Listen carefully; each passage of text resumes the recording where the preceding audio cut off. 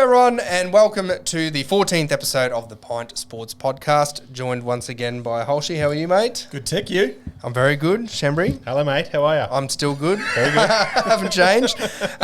So today, big episode today. We've got a lot to talk about, mostly centering around the second test at Lords and the spirit of cricket and the sadness of England combined. Oh, I know. There's a lot to get through, isn't there? There is. So, fellas, what do we think, first of all, What of a the test test match. encompassing? What a test match. Yep. Another good win by Australia. Well done. It's shaping to be the greatest, one of them. Well, I think the most talked about test series in history.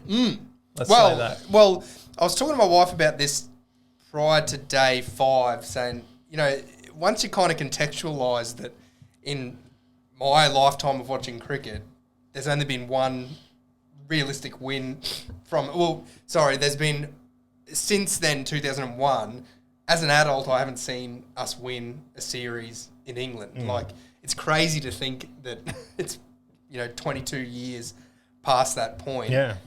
And we're 2-0 up from the first 2 tests. It's amazing. Yeah. Which puts me on edge even more. Well, going into it, we thought we were a good chance. Yep. 2-0 up. And we're it better than good chance. It could easily be 2-0 down as well. Absolutely. That's what's made it captivating, I suppose. Yeah. And I think you said it before the last podcast, the battle of the contrasting styles certainly happened again in the second test match. Yep. And we came out on top. I don't know if it was as pronounced as it I was don't in the think it was first. as pronounced, especially once the short pitch shit came out from both teams. Oh, and we'll find out your opinion later on the short pitch bowling. But when we left you last time when we recorded that last pod, we were still in the first session, and we sat down on the couch over here. We're watching it. I put a little curse on Kawanja there just before lunch, and I quote, "There is not a chance we lose a wicket before lunch." About 3 balls later, Kawanja was bowled. And that's as bad as it got for Australia. Never looked back. Yeah, no, it's I don't know. Every day had so many sticking points or highlights that, like, you could look at the highlights package of any day and be happy with what happened in that test match. Yep. So probably the first thing to really touch on is Smith. They said he was gone. He was gone. He had one bad test in England, and he's hopeless now, and he'll never rediscover that form. And what does Smith do? He does Smith Another things. 100. Another 100. Another 100. And it's just ridiculous now, is it, that you relate to it as just another 100. Just another 100, What I mean? yeah. It was a special 100, It was. as they all are. But, Yeah. it wasn't easy going to bat, and he did a fantastic job, helped along by almost everyone in the team as well. So, Well, he had a really good partnership with Travis Head late on day 1, but then it was also the way he batted with Carey first and then the tail on day 2 to get to his 100. It was a great innings, you're right, yeah. He makes it look easy. He does. In periods when other players are struggling. I just find, because of his early feet movement, he's always got the bat in a position like that he can make his decision quickly and just seems to have so much time. I just you look at it, because he's definitely not your orthodox style bat, but how many other players out there have tried to adopt something like Smith, because what he's done is insane. Isn't he he's just a one-man revolutionary, isn't he? Like, there's this Bazball idea of everyone hits big and everyone does all this, but Smith's done things his own way as well, but it just works for him as an individual, and that just speaks to, there's a lot of, I don't know what the word is, but a lot of stock to put into, don't iron out all of your idiosyncrasies, not just in cricket, but in in your life, I suppose, because that's what, if you've got something that works for you, hit that, target that. It's also an unbelievable conversion rate. I mean, obviously, apart from Sir Donald Bradman, but that was his 99th test match. He'll play his 100th test match at Headingley this week, and that was his 32nd test ton. Like, that's just amazing that he's had that sort of production, I suppose. Yeah. He's probably, his strike rate, conversion strike rate, is probably similar to Matt Brady at the Ashes. When Brady goes big, he goes big, though. He gets a few, I know they're called granddaddy hundreds or something like that. It's not just a daddy 100. It's the strike rate as well. And just before we move on to the next point, before Smith got that ton, I think we should mention that we lost the toss. And that wicket early on day one. A lot of rain about. Yeah, cloudy. The ball was moved, like, full credit to Stuart Broad. He was almost unplayable coming round to the left-handers there, the way he was moving off the wicket. But Khawaja and Warner, that first session and how they withstood that, I think went a long way to us actually winning the whole test match. Yep. They did really well in tough conditions to get through and gave our order a chance to actually turn that into a big total. And still scored along the way as well. They didn't just survive. Yeah. They kind of scored a few runs there as well, which got us into a good position. Yeah. I think because so much happened in the test match that, were great for media exposure, people probably lose context around that because I honestly think that first session won us the test. Which we got to watch. Yes. In our last episode. Yes. And we got to leave early because Khawaja was out 3 balls before lunch. Speaking of 100 tests, Nathan Lyon, he played his 100th test in a row. Yes. Wow, what an amazing feat. Made a big deal out of it. 100 tests. The longevity of Nathan Lyon. The resilience, He's so fit and this, that, and the other. And unfortunately, Nathan Lyon out for the rest of the series with a pretty serious calf strain. Yes. So that's our tip for the top wicket Yes, very taker. disappointing because I still believe if he plays the rest of the series, he would have taken the most wickets. Yep. Yeah, well, he's out now. Thanks, Ricky. He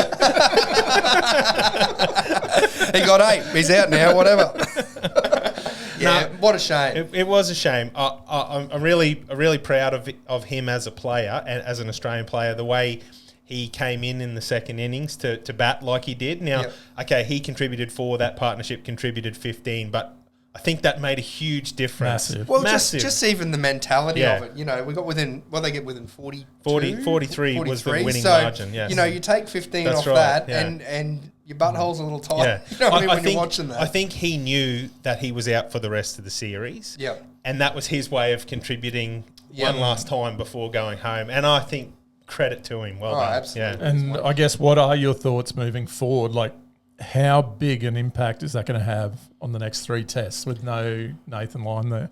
Well, Murphy showed that he can, he's up to this level kind of thing. Obviously, a big difference in the type of bowling that he'll be doing over in England compared to in India with pitches that are assisting him. So the question is, can he tie down an end? I think the difference is huge. It's going to be massive. Todd Murphy is a great young bowler, and I think he's done a great apprenticeship with Nathan Lyon in the Australian squad. But nothing compares to the pressure of playing in an Ashes Test series and in being England. the spinner. That's right, the sole spinner. Not in tandem. He's got such an important role to play, and we saw it on day 5 where we needed that slow bowling option to offer us something different, to tie up one end so that we could rotate our quicks at the other end. I think there's a lot of pressure on him. I really hope he does well. He looks like the sort of young player that's got the temperament to do it, but it's a lot of pressure on him. I hope we can find an opportunity to get him into the series without heaping a lot of pressure on him, I suppose. Because we can't expect him to be Nathan Lyon. But what might be good for, I suppose, this new succession of spinner after, we went through trying to find the next Shane Warne and this, that, the other, is Todd Murphy isn't an out there Larry kind of a spinner, you know what I mean? Like, we tried to find this Warney, we went for the leggies, and they've, by nature, have to have a little bit of this bravado. Murphy doesn't seem to have that. He's not a big spinner. He's a bit more of that tight line kind of bowler. So, hopefully that doesn't, I suppose, affect him too much coming into it. I think the main feature of his bowling in India was the Indian batsman nearly had to play the ball every ball. Yeah. He was very much at the stumps bowler. Yep. And in the end, if that is what he provides us in a 4th innings, that's going to be excellent. Yeah. But similar to what Matty said, he's still never going to be a Nathan Lyon, and that's why I'm shitting myself for these next 3 games. I think Nathan Lyon is just so important for our team in that he can play in those pressure cooker situations, and inevitably he always gets that breakthrough when we need it because he knows what to do in those positions. Yeah, you can't replace experience. No. One thing I think I hope is there's a lot of senior players in that side that I hope help him calm down and just settle into his role. He's gonna be playing in games where we've seen England, they go after bowlers. They'll go after him. Small boundaries. He's going to go for runs. But if they can help him manage through that's okay. Yeah. Stick to your game plan. Bowl your best ball, like Nathan Lyon always says. Bowl your best ball. he will take wickets because they're going to go after Of him. course, It just yeah. needs to be supported. I think it's really a big test for our senior players to help him along on that journey, you know. But the big question is, can he bowl a bouncer? because if you're not bouncing people, Yes. what's the point of playing cricket? That's your opinion? Oh, absolutely. Yeah, well, Joe Root even put his hand up to do have a Yes. spell of it. And who was the commentator? Was it Mel Jones? Yeah. Maybe she Yeah. gave him a little serve. He's bowling a quicker bouncer than Ollie Robbins. A ripper of a comment. So, Matty, you brought it up before Yeah. about talking about this bouncer barrage and how it affected the game as far as watchability is concerned. But you had more. Yeah, more well, it's concerns interesting. about- So I have no problem with the tactic. It's within the rules. You're as long as you're not. So what is it? You can't have more than 3 fielders on the leg side behind square, Yep. which that was never the case. Otherwise, it would have been a no ball. They're well within their rights to do that. I found it quite difficult to watch when it was just short ball after short ball, and I'm not against. Both teams did it, Australia and England. It was a tactic that we went to when we couldn't get wickets. What happened there? Did England copy us? Did they go, that looks good, we'll try that as well? Maybe. I mean, Or was it just the nature of the pitch? when was I think the first time that happened was in the first innings at Edgbaston, wasn't it? When England was batting and yeah, so maybe we were the first ones to do it, but. Yeah, it's It was not more pronounced in this test match. It's wasn't not it? a criticism of the tactic. My struggle with it was the rule is you can't have more than 2 bouncers above shoulder height. Yep. And to me, there were overs where there was clearly more than 2 balls above shoulder height, and they weren't called.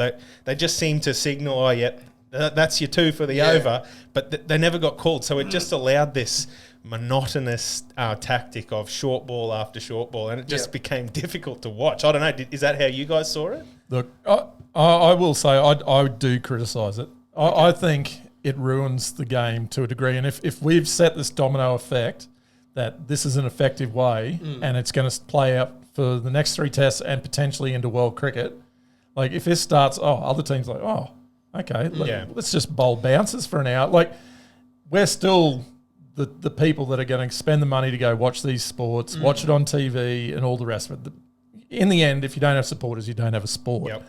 So for me, it was for extended periods. Like they're bowling 6 bouncers or 6 short balls there's nothing that's going to hit the stumps for 10, 15 overs straight. And it's almost, that's 100% the sole point of cricket, isn't it? To hit the stumps. Like realistically, I mean, that's kind of... I think the sole purpose is to get wickets. Yeah. I guess that's what I'm saying about the whole there was more than 2 bouncers above shoulder height. To me, the easy fix is police the rule. There are umpires there for a reason. And when there is more than 2... It's the moment you're penalised for it, the moment you're penalised for it, teams will change because they'll bowl their 2 bouncers and then they have to go to something different. They miss so many wides. Absolutely. It's insane. That's the point, and that's what enables that tactic. That's the part. I agree with you. We're the fans. We don't want to see that. The easy way to fix it is police it according to the rules. Yeah. That's on the umpires, I believe. Yeah. The issue, like you said, is it was quite effective. When it worked, it worked Yes really and no. well. And Ben Stokes didn't mind it. well, he didn't mind it, but that goes back to what you were saying is you have those 2 that can go above shoulder height. If you've got to, pitch it up a little bit more, it's right in the hitting zone where he can just pummel you. And Well, I mean, it was that predictable Yeah. at the beginning of his surge that he was just putting himself in a position But to do hit you that think shot. he was hitting? So were any of those shots balls that were above shoulder height? I think some were, but not many. Not I many, think yeah. most were, but that's the problem. Even after the 2 balls were called, Australia's still Just trying to kept bowl doing it. short. Yeah. Yeah. Okay, not shoulder height, but still short. Yes. Yeah. So he was just positioning himself and pummeling us. And the interesting thing is, it wasn't until we changed our tactics that we actually looked like getting him out. Exactly. Yeah. I don't know. It was horrible to watch. Yeah. It was horrible. I to agree. watch. Yeah, at a time when it's already difficult to stay awake and then you've just got that on top of it, doesn't really... Yeah, and Cameron Green should never, ever go down that path because it was like he was pummeled and deservedly so. Yeah. I don't know. My big worry is it's going to become a staple for the rest of the series. Particularly when they roll out another flat wicket, That's because another part of it looked to be the only plan that So either what's- side had when it was a flatty. They could do something with the new ball. There was 15 to 25 overs where you thought, well, actually, this is entertaining to watch. It was hard batting, but then if it was in your area, they could still play their shots. And then it just resorted to this short ball barrage for 60 overs, you know. As an Australian, what's the perfect pitch? Because we complain in India, when the pitches crumble. We're complaining that the pitches are flat. You know, is there an example of a pitch that you can give? Well, consistently, they're slow wickets. Yep. That's the part that I think makes for negative cricket. They're slow wickets, so that's why they. If a pitch has got pace in it, if it's got pace and bounce, then all of a sudden good length balls can be challenging because you're asking the batsman to play something. I don't know. So as an Australian pitch, go around the Australian circuit. What's our best pitch, do you think, for Test match cricket? Well, they've changed so much over time. Because Melbourne's not, it's too flat. It has come back in the last few years. I think Sydney's our worst by a long way.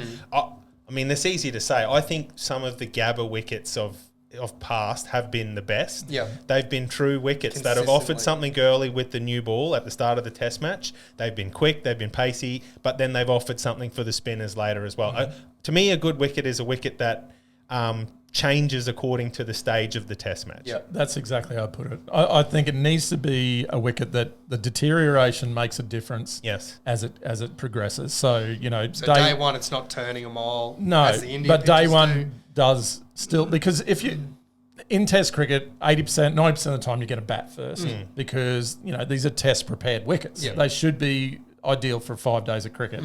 So the first day should always give the bowlers something. Yep. And then, your risk of batting first is that you've got to get through that first. But your reward is then you've got the best period to bat. Yeah.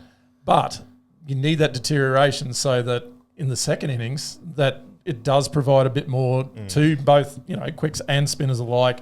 So the worst type of test is like Pakistan, where the wickets were, 500, 600 runs, not even getting 10 wickets. Yeah. Yeah. Like no one wants to watch that. You need something that's that balance between the bowler and batsman. And I think India was almost the other way, where it was too far balanced to the bowler's side.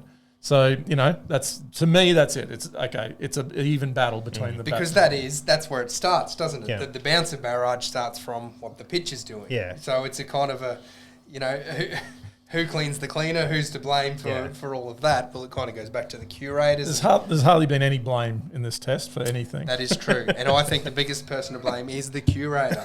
What's their name? Bartholomew something. We'll get to Bairstow. We'll get to He's on the list. But all right. So moving on from that, probably let's talk about Ben Stokes and his innings, which was, geez, it gave you a little bit of a scare, didn't you? Yes. My wife was watching and going, he was just awesome. She's not a big cricket lover, but she was just enthralled by the way he was batting. And it's that thing where at the time you're really scared that it's happening and you're hating that it's happening. But as a cricket lover, you can really appreciate what he's doing and how clean he's hitting it. And I think it should be said, in lead up to that innings, I think he was their most out of form bat. Yes. And when he was in, I was like, oh, that's good. Yep. Because we've got, he's basically the start of the fragile bats. And when it started and, I was like, oh, he's just pissed off, which he was. And, this will come undone real quick. But within sort of 5-6 overs, I'm like, this guy's got it under control. this is the most informed batsman I've ever seen. Well, that's how it looked. And it got to a point where I'm like, this guy's not going to get out. No. Because he was still had the smarts to, rotate the strike at the right time, pick off the single at the right time. And the run rate was like, this will be over in less than an hour. Yeah. And I mean, even when Smith did drop that ball, I thought we fucked it. Yeah. It's over. That looked like we dropped our moment. That was the chance. Still 4 wickets left. And there was still a lot of runs to get as well, but it just felt like you could see he was visibly angry at himself for making that mistake. And it was almost like he said, well, I'm not doing that again now. You're gone. Yeah. And for the next hour, he batted like he was going to single-handedly get them home. It was a special test innings. I know Steve Smith got man of the match. Yep. Is there a good argument that Stokes should be man of the match? I mean, unfortunately, Stokes is the captain of England, and that wasn't as good.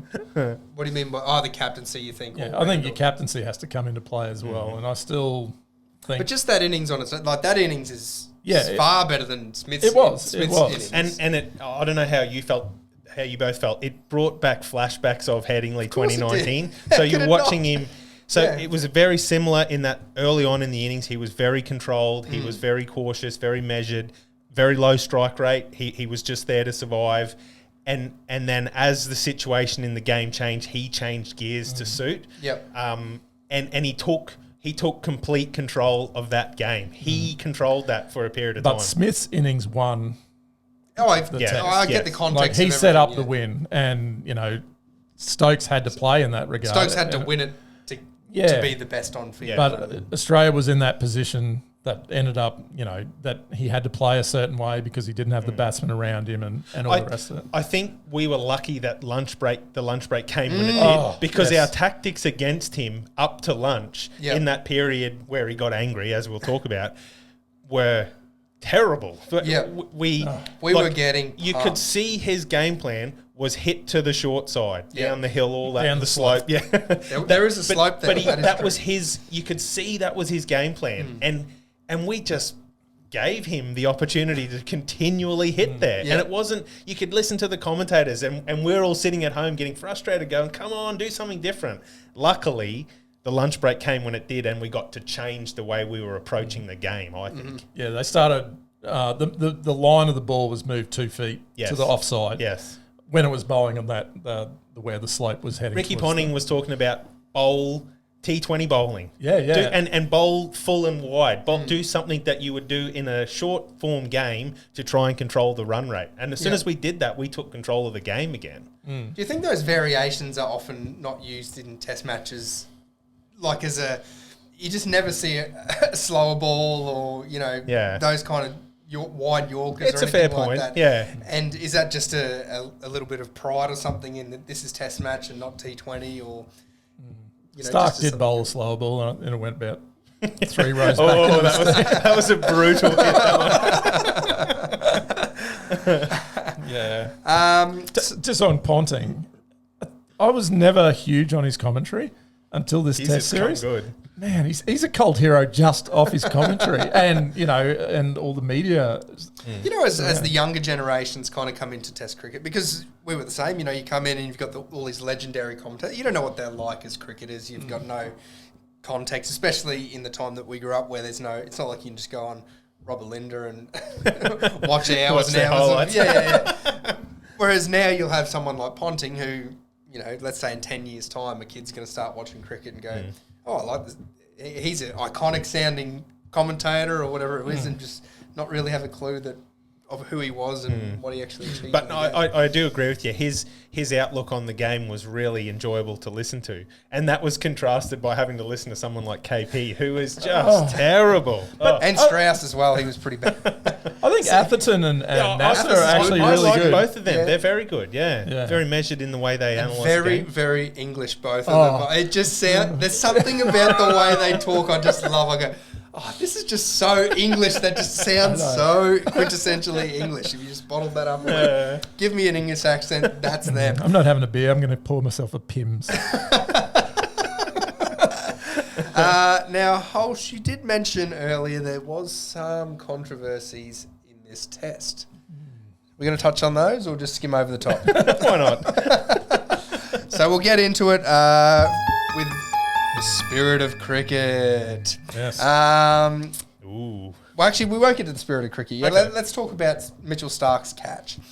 I think it's this is related. part, yeah. Absolutely. There you Yeah. go. We just for all of our listeners, we've kept our opinions to ourselves, so this Yep. is very raw. Okay. But here we go. All right, well, let's, on the count of 3, say catch or no catch. Right? Ready? 1, 2, 3. No catch. No catch. Yeah, sorry. Okay, there you go. I'm surprised. Is That's- that because we have a somewhat measured approach to Is it cricket because we potentially, won or- the test? No, because it's the decision the umpire made. Yep. We don't have to agree with the decision, but the umpire has made a interpretation of the Okay, ruling. well, forget about that. What Okay. is your actual opinion of it? Okay, when I watched it live, because I got up early that morning and saw the last bit, and I went, "Oh, you beauty, great catch!" And you watch the replay, and I winced a little bit. I didn't like the fact that he sort of grounded on the. Yep. I did think it was out at the time, Yep. and was disappointed with the decision. But the more I've looked at it, maybe that's just measured with time. I'm not sure, Yep. but it didn't seem right. Yeah. Didn't seem right. I don't know how I did you just guys feel think about it? I don't know if I've got this idea in my head of control of your body. Like it's for whatever reason stuck with me because it is somewhat of a recent change or interpretation. I think this control of your body idea, which does come about from a lot of those T20 catches where you're over the sideline, you're juggling it, you're doing this, that, the other. I think the question is, if he has it on his knees and he slides into the rope, what's the decision? Is he out? Well, yeah, exactly. That's exactly what I was going to say. So, you know, there's your answer. Is he has 6. Yeah, because it doesn't touch the ground. Yeah, you're right. Yeah. 6. Would have been 6. So, you know, the fact he's put it straight on the ground. It was lazy. Yeah. He didn't have to do that. Because I had some commentary saying, oh, well, what's he meant to do? You know, he could break his wrist or whatever. But the answer is he rolls under it or he goes like that and it pops out. Or, so Smith had a contentious catch. I think it was in the first innings. But he did exactly that. He bobbled it around, but he rolled with it. And the ball, his hand always stayed under the ball. Yeah. Where, Starc made no effort at all to, keep his hand underneath it. I find it interesting. I don't know if you remember this one. Cummins took a caught and bowled. I don't know if it was in the last summer or whatever, but he basically caught it and threw it straight in the air as he was falling. Do you remember that one? No, Not off the top of your but head? I'm picturing it. Yeah, so basically he's just caught it, and as he's just caught it and thrown it straight in the air, and it was out, but I look at that and go, there is no way he's in control of anything close to his body. The fact that he's got the ability to throw it doesn't mean that he's caught it and kept it. So essentially, once he's done that, they're basically saying, doesn't matter what the person's body's doing after that, the catch is completed. Well, so that's what in that Starc instance, could have done that then, as he was going into scoring.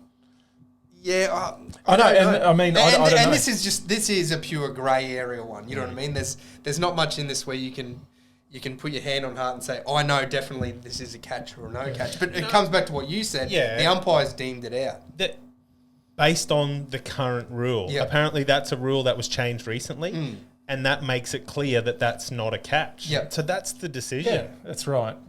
And we moved on. Yes, we And did. this is the thing, it's not up to the public to determine what a rule is but or we isn't. can still have a feel about what we think. Like we talk about in the league and all the other sports, if we don't agree with a rule, we can always talk about changing a rule.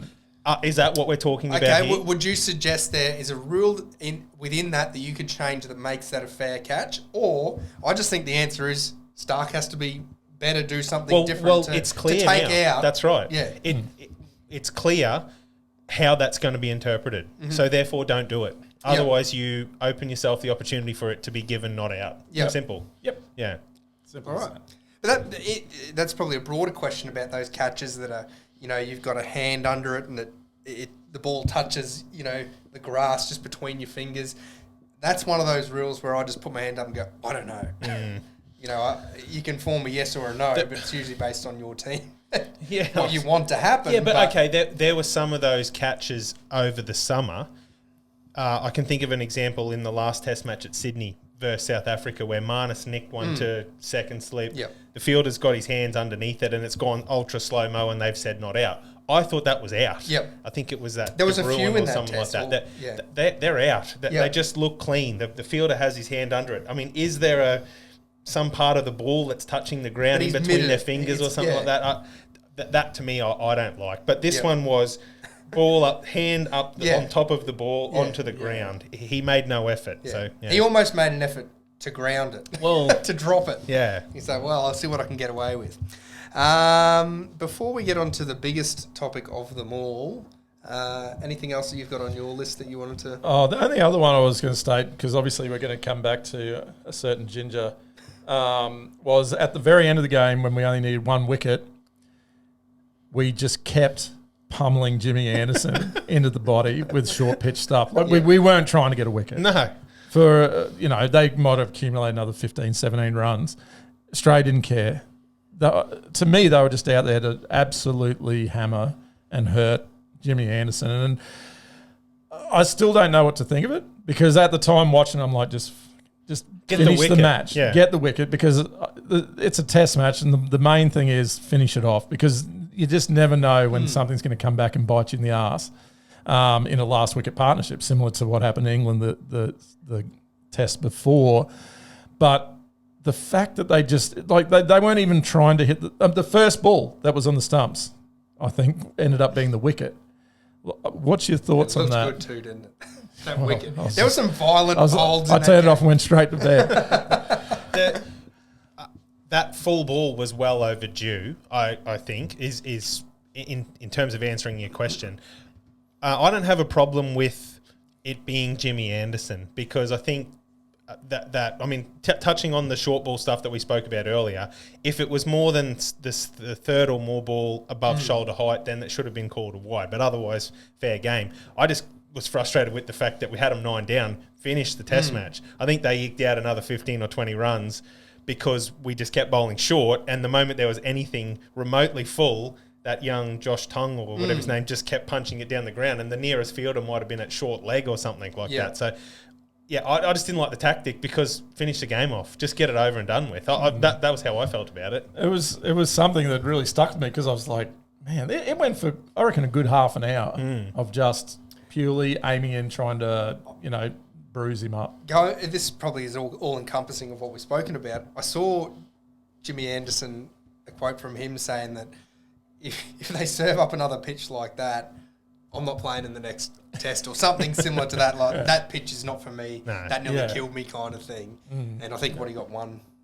or two. I saw a stat that he's got 3 wickets the entire series so far at about 75. So he has been very ineffective. Mind you, there have been times when the conditions have helped him that he has looked quite challenging to play. I just think our top order batsmen have rode out those sessions and then taken advantage of it when it's been flat. It's very weird seeing Jimmy Anderson coming into a spell and being told to bowl bouncers. Quite consistent, like short pitch bowling consistently.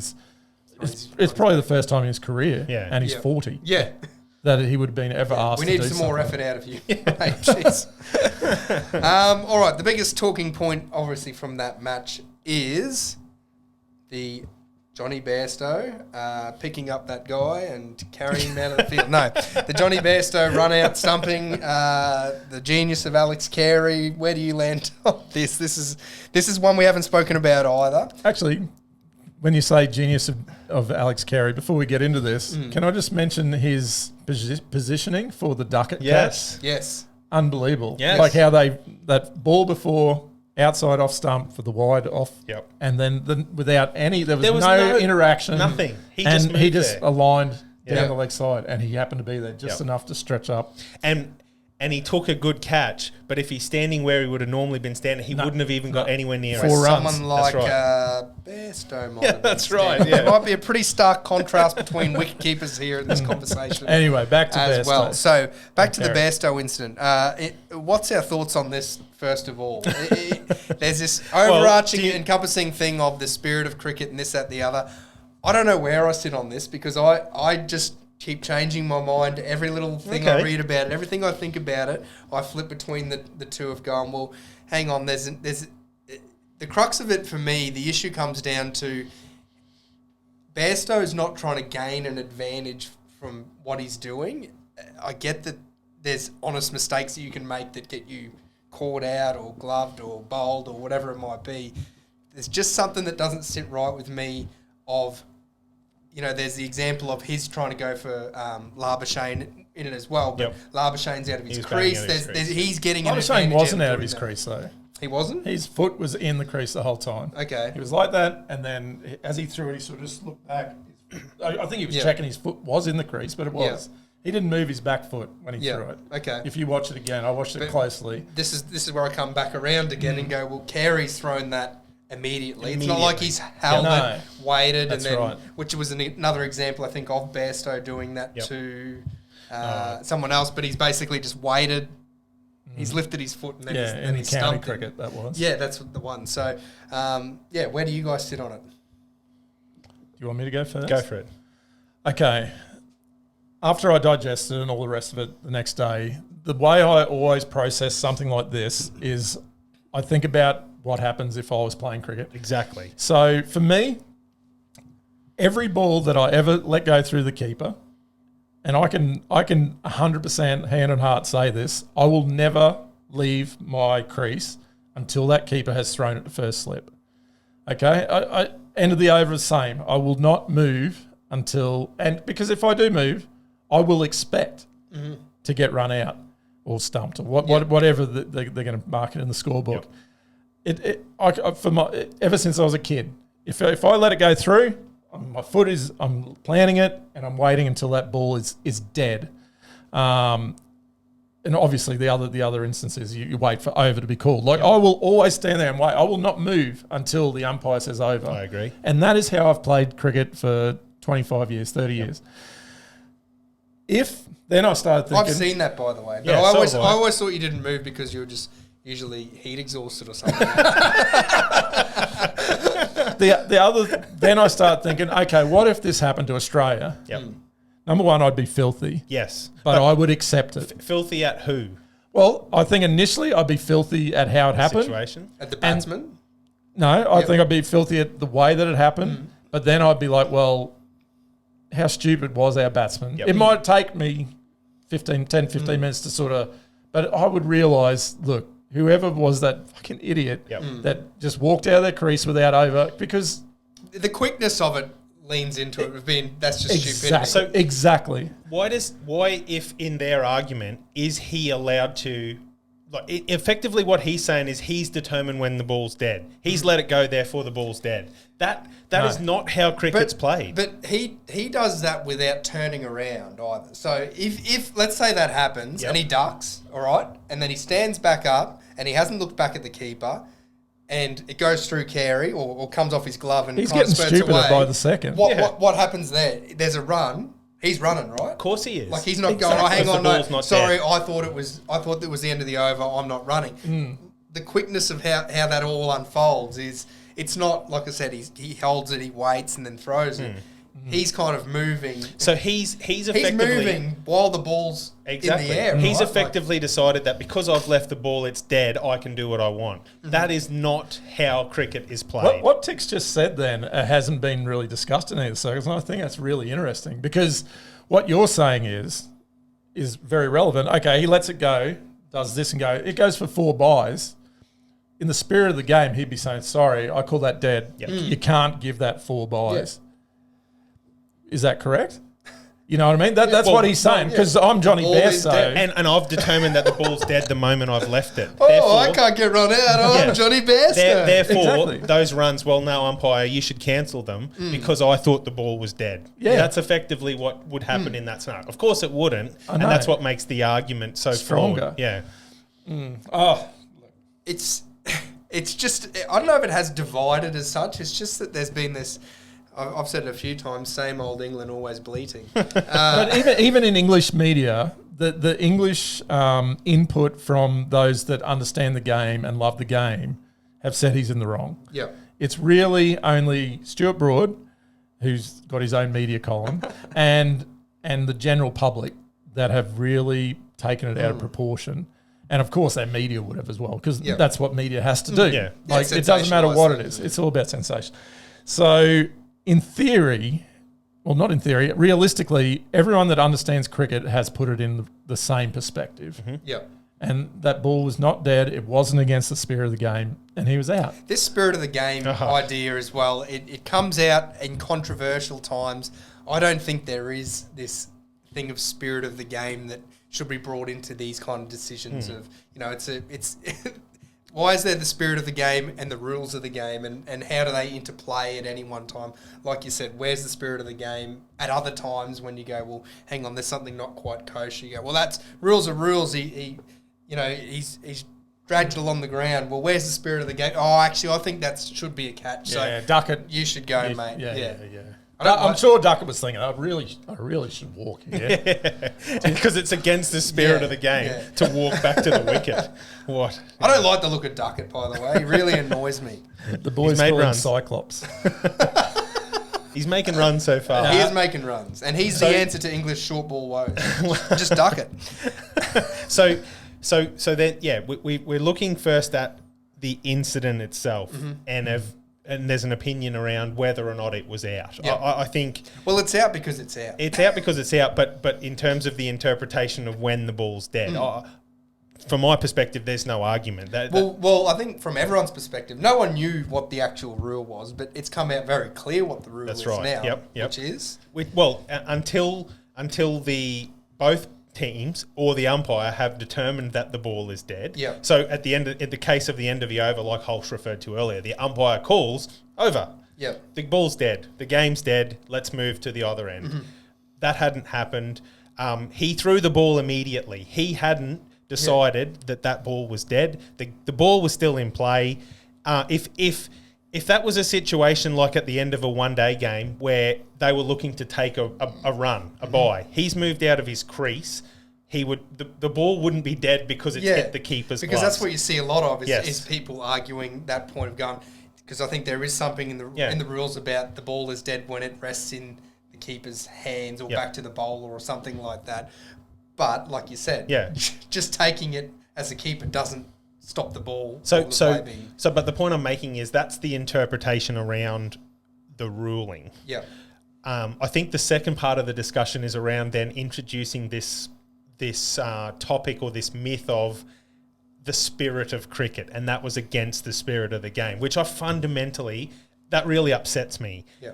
Because my understanding of the spirit of cricket, I believe I'm a very fair cricketer. We play a lot of cricket with and against each other. What is in the spirit of cricket? Known cheat, actually. Never had it hard to tell you. What is in the spirit of cricket? Fundamentally, the spirit of cricket is about playing hard but playing fair, respecting your opposition and the umpire, the authority of the umpire, and respecting the umpire's decision. That is fundamentally what Australia did in that moment. So what is the solution that gets Johnny Bairstow out and in a fair manner, that everyone's happy? Is it warning him, mate, you're walking off, stay in your crease, or we're going to get you? Like, does it come down to this man-cat idea of having to warn someone that you... But why should you have to warn someone? This is the thing. I'm not against the man-cat. Either am I. I love a man-cat. The rule's been changed, Holsh. Yes. It is now not a man-cat. It's a run-out. Yeah, exactly. Why is a non-striker batsman... So we grew up that the man-cat was a dirty way, all right? That was the way we grew up. But cricket's changed. Yeah. Why is a non-striker batsman able to take an advantage? Yeah. If a bowler steps over the front foot line by that much, it's a no ball. And in a one-day game, that's a free hit. Yeah. The only reason a man-cad can happen is because a certain player is cheating. Yep. And it's not the player that's doing the man-cad. That's right. It's simple as that. Yep. They're cheating. In this instance, Bairstow was in the wrong. Yep. So this should never have to be. I don't think Bairstow's cheating though. You know no, he's not cheating. He's not cheating. Yeah. But it's an error of judgment that happens in Test match cricket all the time that gets you out, and that's what getting out is, isn't it? It's making a bad decision, playing a bad shot, doing something stupid, going for a run that's not there. Like, at what point do you go, well, hang on, I went for a run and I tripped over my own feet? Well, unfucking lucky. You know what I mean? That's right. So if there's a run out, but the batsman has run into one of the opposition players accidentally or something like that. That's the sort of scenario where I would expect the bowling captain would probably go, yeah, look, don't worry about it. That's a there's been a clash or whatever. Yeah. We're not withholding that appeal. But I mean, what is Australia supposed to do in that scenario? Yeah. They've asked the umpire to make a ruling based on the rules of cricket. Yeah, you're right. What are they supposed to do? Do that and go, haha, that was pretty funny, hey. Anyway, move on. Let's try and get some wickets here. I honestly think it's just been blown out of proportion so badly. By us. I think the biggest thing... we're Australian cricket fans, but we have seen different versions of this Australian side that play right on the edge, possibly beyond what we think is the edge. Mm-hmm. This is a side...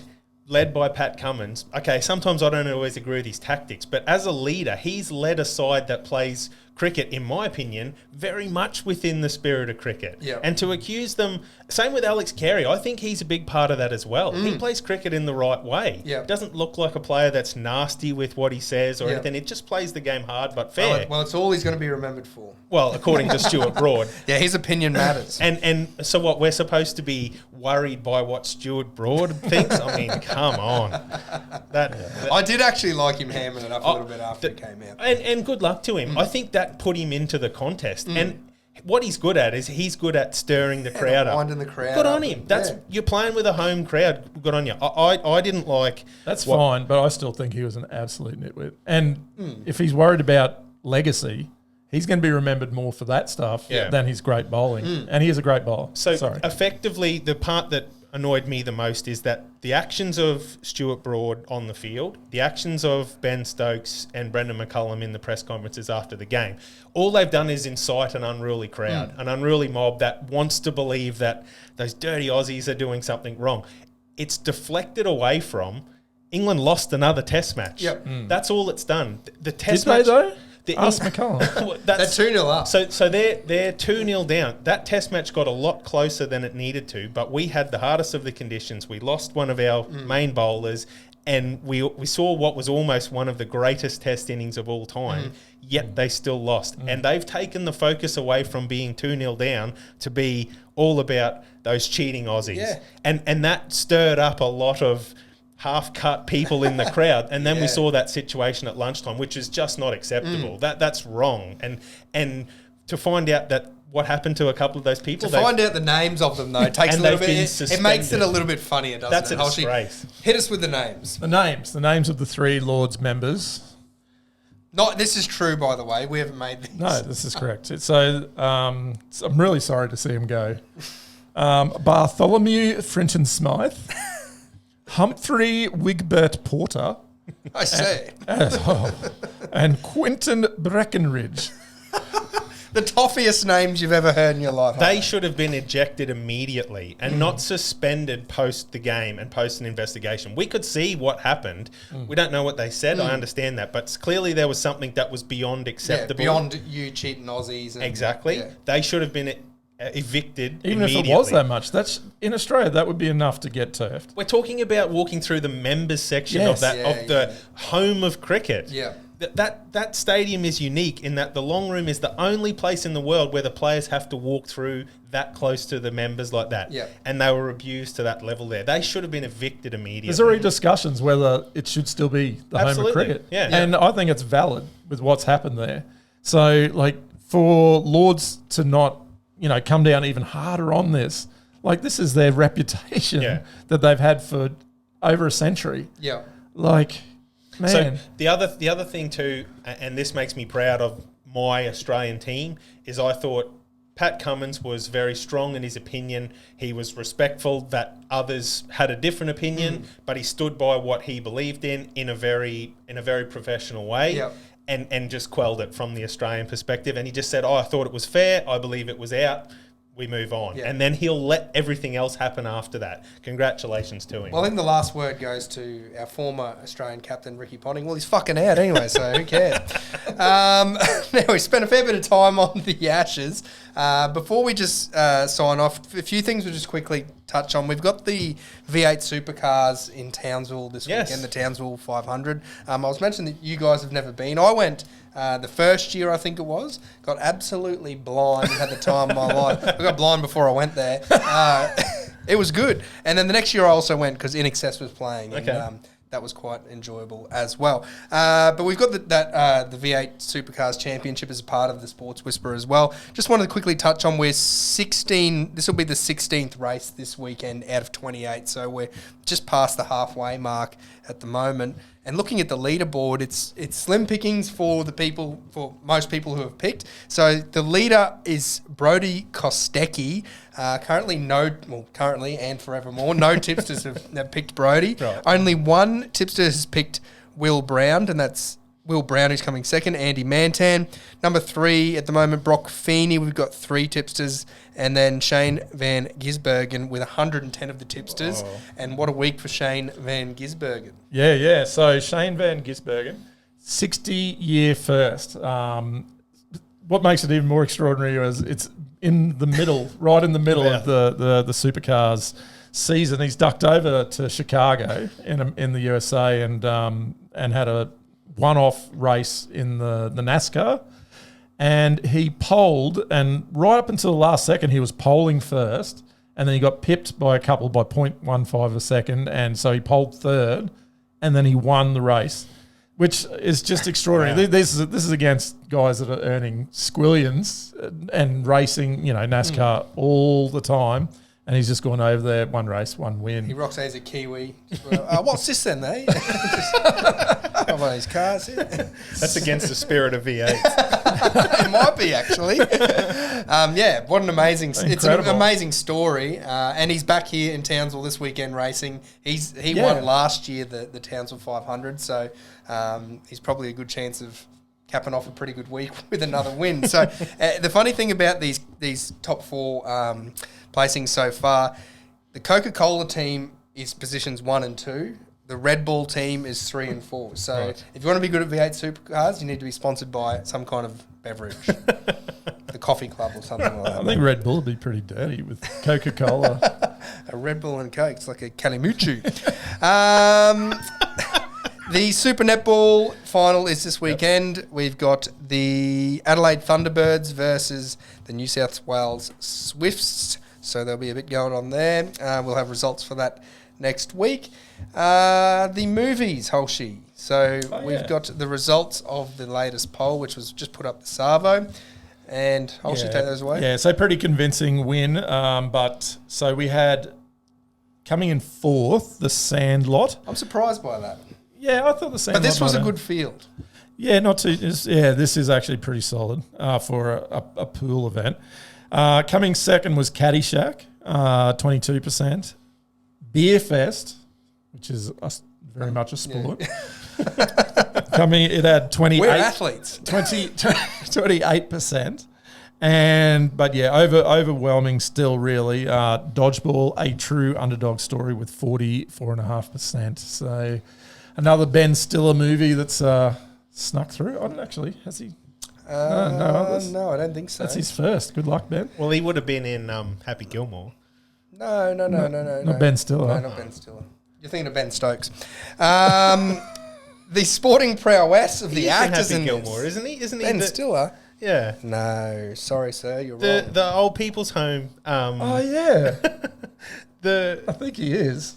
You can have a nice warm glass of shut the hell up. Yes. Oh, really? There you go. Oh, fantastic. This man has watched Happy Gilmore. Shembri will know. The sporting prowess, very thin on the ground for sporting prowess with this field. I struggled big time. So Dennis Leary, he's in The Sandlot. He wanted to be an NHL star, so once again, people want to be a lot of things. But he got kicked off the team for poor grade, so he's too dumb to be an NHL star.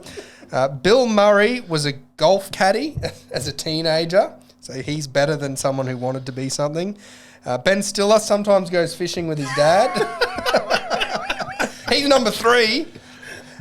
Vince Vaughn, he played football and baseball and wrestled at school, but he described himself as being very unathletic and very average at high school sports. So that's the guy that came second because at least he did some level of sport. Number 1, Chevy Chase. He used to run 5 miles a day to be fit and healthy. So there you go. That is by far the shittest round. But the difficulty is with the Sandlot kids. There's no real star of that movie. But they all, and Beer Fest as well, all of those guys have the same trivia.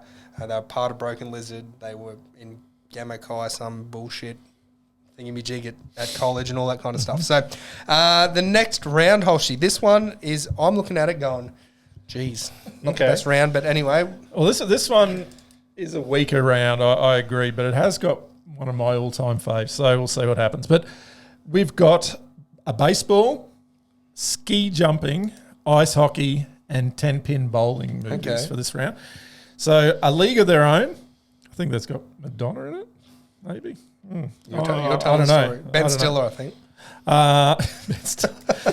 Kingpin, Eddie the Eagle. Who's Kingpin? Is that? Kingpin's the 10-pin bowling. Yeah, but who's in that? Woody Harrelson. I thought so, yeah. And I forget. Woody Harrelson's been in a few of these. Yeah. Which other ones? White Man Can't. Oh yeah, White Man Can't Jump, and another. Yeah, Eddie the Eagle, which is the ski jumping. Who's in that? I think it's got Hugh Jackman, right, and someone else. Just not him. Mystery Alaska is the ice hockey. Which yeah. is your favourite of these, by the way? Oh, Kingpin by a mile. Okay. Kingpin, to be fair, is probably my all-time sports comedy. So, yeah, it is a belter. I don't think I've seen any of those. I would agree with you. Okay. You'd agree that I've not seen them? I haven't seen any of them Okay, either. there you go. Yes. All right, well, we've done a fair bit today, and it's been a great chat. It has. So the next test Thursday night. So we've got another good week of sport ahead. Yes. Test match starts Thursday. Spend the rest of your time setting up watching the Tour de France. You bet. Only 3 nights in, so a long way to go. Yep.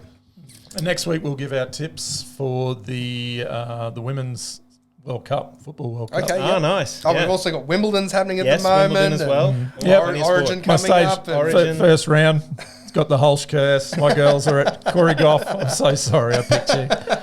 I'm going to pick Djokovic next time just so he doesn't win. All right. Thanks again for listening. And as always, keep tipping, keep drinking. Pew. All right. We're starting another one. All right.